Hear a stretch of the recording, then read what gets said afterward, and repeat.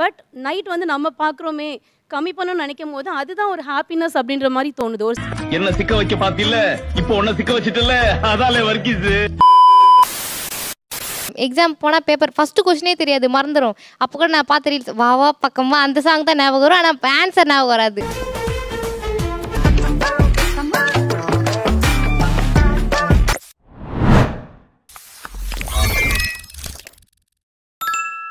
அது எவ்வளோ நேரம் பயன்படுத்தணும் அப்படிங்கிற அந்த லெவல்லாம் போய் ஒரு வேர்டே இப்போ வந்துருச்சு, என்னை யாராவது காப்பாற்றுங்க இதுலேருந்து.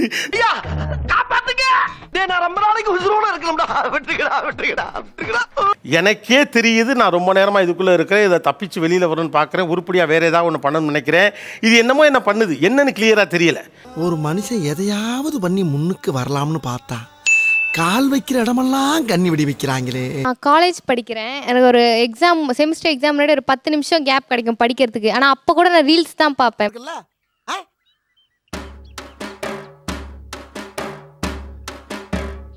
எக்ஸாம் போனால் பேப்பர் ஃபஸ்ட்டு கொஸ்டினே தெரியாது, மறந்துடும். அப்போ கூட நான் பார்த்து ரீல்ஸ் வா வா பக்கமா அந்த சாங் தான் ஞாபகம் வரும், ஆனால் ஆன்சர் ஞாபகம் வராது.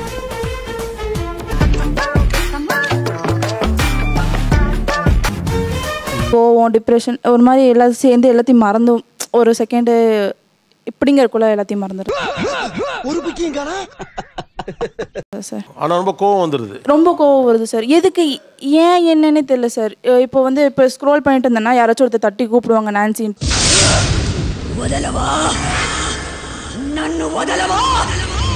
நான் அட்மின் மேனேஜராக இருந்தேன் ஒரு எம்என்சியில். எதுக்கு சொல்யூஷன்னாலும் எங்கிட்ட வந்து கேட்பாங்க. அக்கௌண்ட்ஸாக இருந்தாலும் அட்மினாக இருந்தாலும் மகாலட்சுமிகிட்ட போங்க சொல்யூஷன் கிடக்குன்னு சொல்லி அனுப்புவாங்க. வலிக்குது, கால் வலிக்குது, இடுப்பு வலிக்குது, நெஞ்சு வலிக்குது, முட்டு வலிக்குது, மூட்டு வலிக்குதுன்னு வருவாங்க. அம்புட்டு வேலையும் சரி பண்ணி தான் அனுப்புறேன். அவங்க மரியாதை ஒன்று நான் ஒன்றும் எதிர்பார்க்கல. இருந்தாலும் நம்ம பெருமையை நம்ம வேலை பேசப்படாதா இல்லையா? இப்போ என்னோட ஃபேமிலியிலேயே என்னால் கரெக்டான டிசிஷன் எடுக்க முடியல. இதுக்கெல்லாம் ஒரு பிரச்சனைனா இந்த எம்எல்ஏ கிட்ட வர்றீங்க. இந்த எம்எல்ஏக்கே ஒரு பிரச்சனைனா ஒரு சமையல் பண்ணால் கூட நம்ம பார்ப்போம், அதில் இன்னும் தெளிவாக இருக்கும், இன்னும் நல்லா இருக்கும், அந்த மாதிரி தான் சார். சந்தோஷம் தானே, நன்னா இருந்த மனுஷன் இப்படி பண்ணிட்டியே. உங்கள் ஃபோனாக நினச்சி இதை என்ன பண்ணணும்னு நினைக்கிறீங்களோ அதை செய்யலாம். அந்த வாக்கிலே பறக்கு.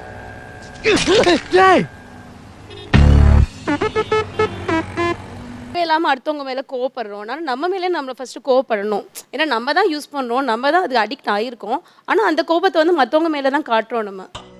என்ன ஞானம், என்ன ஞானம்!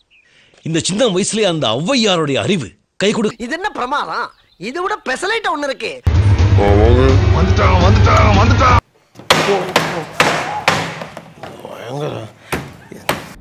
இன்னும் முடியலைங்களா? இல்ல கொஞ்சம் ரெஸ்ட் நீங்க எடுத்துக்கங்கன்னு சொல்ல வந்தேன். ஐ எம் a டீச்சர், ஒரு சோஷியலி ரெஸ்பான்சிபிள் பொசிஷனில் இருக்கேன். அதுக்கு என்னங்கிறப்ப 11 o'clock ஸ்டார்ட் பண்ணி ஒரு ½ an hour பார்ப்போம் அப்படின்னு ஸ்டார்ட் பண்ணுறேன். பட் அது போது 1 o'clock 2 o'clock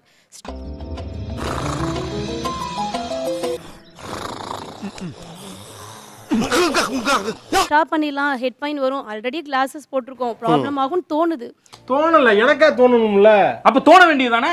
அது எப்படி? அது நடக்கட்டும், அதுவா நடக்கும் ஒரு நாள். பட் இருந்தாலுமே ஓகே இன்னும் ஒரு 10 minutes அப்படின்னு சொல்லி லாஸ்ட்டாக ஸ்டாப் பண்ணும்போது 3 o'clock. விடிஞ்சிருங்க தூக்கம். அட நீங்க வேற சேவை கூப்பிடுறது ஒரே கோரஸா இருக்குன்னா பாத்துங்களே, அப்புறம் எப்படி தூக்குறது? Then morning I have to go to school. But இருந்தாலுமே I am seeing the phone. கவிதை மாதிரி இருக்குதுல்ல. Good good good. ஆனா இன்னொரு பக்கம் ஒரு டீச்சர் நம்ம அப்படிங்கிறப்ப இன்னும் கூடுதலா ஒரு மாதிரி இருக்கும். ஆமா, அது எனக்கு கில்ட் ஆகுது. நம்ம வந்து டாட்டரை பார்க்க கூடாதுன்னு சொல்றோம், ஸ்டூடெண்ட்ஸ்க்கு எல்லாத்துக்கும் அட்வைஸ் பண்றோம் ஸ்கிரீன் டைமை ரெடியூஸ் பண்ணுங்க அப்படின்னு சொல்லிட்டு.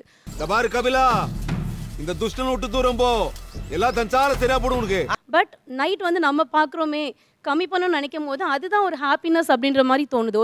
என்ன சிக்க வைக்க பாத்தில இப்போ உன்ன சிக்க வச்சிட்டல அதாலே வர்க்கிஸ். ஸ்ட்ரெஸ் ரிலீஃபா அது தோணுது.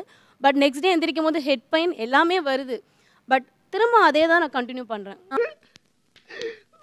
சகல நிலைமை நினைச்சு ரொம்ப பரிதாபமா இருக்குப்பா. கிட்ட கேக்குறேன், இன்னைக்கு மட்டும் உங்க போன்ல எவ்வளவு நோட்டிபிகேஷன்ஸ் வந்திருக்கும் உங்களுக்கு? அப்ராக்சிமேட்டா எல்லா நோட்டிபிகேஷன்ஸும் சேர்த்து. இதெல்லாம் யாரா உன்கிட்ட கேட்டா? யாரா நீ? 200. This is a number I always get. About 300. அதுல என்ன percentage உங்களுக்கு யூஸ்ஃபுல்லா இருக்கும்?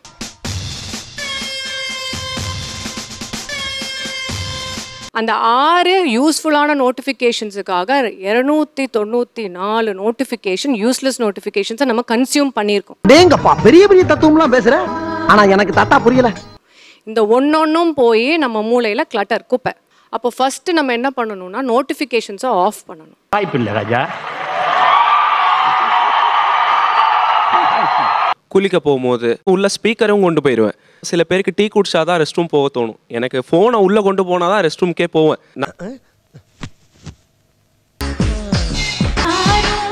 அப்பாடா கண்ணு இப்பதான்டா பளிச்சு தெரியுது. நான் வந்து ஆக்சுவலி மேனேஜராக இருக்கேன். ஹார்ட்லி ஒரு நாளைக்கு ஒரு 1/2 hour ஒர்க் இருக்கும், அவ்வளோதான். உனக்கு அமையுது, எனக்கு அமையல. வேற ஒர்க்லாம் கிடையாது. மார்னிங் ஒரு மீட்டிங் 9:30 to மேனேஜர் வேலை எங்க இருக்குன்னு சொன்னீங்கன்னா நானும் கூட அதுல கருப்பேன் குசும்புக்காரன். இன்னும் கொஞ்சம் அங்கே அப்கிரேட் ஆகியிருக்கலாம். நான் இதனால அப்கிரேட் ஆகாம இருக்கிறேன், அதுதான் இஷ்யூ. எல்லாம் உன்னால் தான். எப்படி இந்த பையன் அது தெரியுது, படிச்ச பையன், நீங்க ஒரு நல்ல கம்பெனில வேற வேலை பாக்குறீங்க, மேல வளர்றதுக்கு வாய்ப்பு இருக்குன்னு தெரிஞ்சு ஏன் இதை விட முடியல? இதுக்கெல்லாம் யார் காரணம் தெரியுமா? என்ன நினைச்சுக்கிட்டு இருக்கீங்க? காலையில இருந்து ஒரு சின்ன பையன் ஆளாளு கடிச்சிட்டு இருக்கீங்க. இப்போ கார் ஓட்டிட்டு இருப்போம், சிக்னல்ல ஒரு 30 செகண்ட்ஸ்க்கு மேல ரெட் போட்டுருந்துச்சுன்னா போனு. ஆனாலும் ரொம்பவும் கிருத்திரம் பிடிச்சி அலையறீங்கடா இந்த ஊர்ல. அம்மா வந்து இங்க பெட்ரூம்ல தான் இருப்பாங்க, நான் ஹால்ல இருப்பேன். ஏதாவது ஒரு ரீல்ஸ் நான் அனுப்புவேன். ஆனா இது புதுசா இருக்குனே, புதுசா இருக்கு. புதுசா இருக்கு. அங்கதான் இருக்காங்க, நான் அவங்க கிட்டே பேசியிருக்கலாம். அம்மாக்கு அனுப்புவீங்களா? ஆமா. ஓ, அவங்க எனக்கு ரியாக்ட் பண்ணுவாங்க. Good mother, good son. ஓ, ஃபேமிலியாவே இதுல. ஆமாமா, எனக்கும் அவங்களுக்கு தான் போட்டியே. நான் ஒரு 10 மணி நேரம் யூஸ் பண்றேன், அவங்க 12 மணி நேரம் யூஸ் பண்ணுவாங்க. இதெல்லாம் ஒரு பெருமையா பாஸ்? எனக்கு பெருமைடா எருமை. இதோ இந்தா இருக்காங்க. ஓ, ஃபேமிலியாவே வந்திருக்கீங்களா? அப்பா எங்க இருக்காங்க? அப்பா இப்போ மதுரையில இருக்காரு. ஆமா, உங்க ரெண்டு பேரும் எப்படி இருக்க முடியும்? அவன் நம்மள கலாய்க்கறான்டா. எல்லாருமே அதை யூஸ் பண்ணிட்டு இருக்காங்க. இப்போ ஒரு ரீல்ஸா இருக்கட்டும், ஒரு மீம்ஸா இருக்கட்டும். இப்போ நான் ஒரு ஃப்ரெண்ட்ஸோட போறேன் அப்படின்னா எல்லாரும் அந்த மீம்ஸ் பத்தி பேசுறாங்க. அப்போ எனக்கு அந்த இடத்துல அது புரியலன்னா நாங்க லெஃப்ட் அவுட் ஆயிடுறேன். இதெல்லாம் ஒரு காரணம். யாராவது மொட்டை அடிச்சிட்டு வந்தா அவன் தலையில தபேலா வாசிப்பீங்க. சார் இப்போ ஒரு டான்ஸ் பார்க்குறோம், ஒரு ஃப்ரெண்ட்ஸுக்கெலாம் டான்ஸ் ஆடுறது வந்து நான் அந்த இதில் ஸ்க்ரால் பண்ணும்போது பார்த்தீங்கன்னா கண்டினியூஸாக அது வந்து பார்க்கும்போது சரி நம்மளால முடியாது, அந்த அவங்க பண்ணும்போது அந்த ஒரு சாட்டிஸ்ஃபேக்ஷன், அந்த ஒரு சந்தோஷம் எங்களுக்கு கிடைக்கிது. எப்ப நீ 4 பிள்ளை பத்தி அப்பயும் சரித்திரமே முடிஞ்சு போச்சு. நினைச்சு கூட பார்க்கப்படா நீ, தெரியுமா? கார்டனிங் நிறையா பார்ப்பேன் சார். ஆனால் நம்ம எங்கேயும் வளர்க்க போகிறதில்ல, எதுவும் பண்ண போகிறதில்ல. பட் அந்த கார்டனிங் ஐடியாஸ் பார்த்துட்டே இருப்பேன். ஆனா என்ன பிரயோஜனம்? அம்மன் ஜல்லிக்கு பிரயோஜனம்டா. எல்லாத்துலயுமே டாப் 10 போட்டிருப்பாங்க. அது யூஸே கிடையாது, பட் ரேண்டமா பார்த்துட்டே இருப்போம். அதெல்லாம் ஒரு தொழில் ரகசிய ஆயாச்சாமி. அப்ப இதே தொழிலாத்தான் அலையறியா நீ? ஒரு நாள் பாத்தீங்கன்னா அந்த பையன் அங்க நடந்து போயிட்டு இருந்தான். உங்க அம்மாவை பிடிச்சிருந்தா இதை லைக் பண்ணுங்க, உங்க அப்பாவை பிடிச்சிருந்தா ஷேர் பண்ணுங்க அப்படின்னு சொல்லி ஒரு வீடியோ.